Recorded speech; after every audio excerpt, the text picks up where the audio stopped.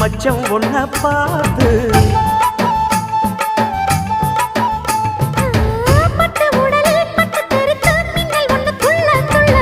வெக்கம் துடிக்க விளக்கணைக்க ஜன்னல் கண்ணை மூடிக்கொள்ள 10 நாள் கழிச்சு தாண்டி கதவை திறக்கணும்.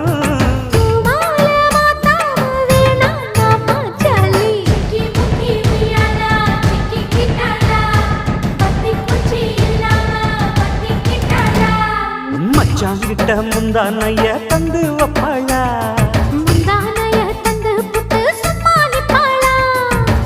பல நாள் பசி இருக்கு விருந்து வப்பாளா.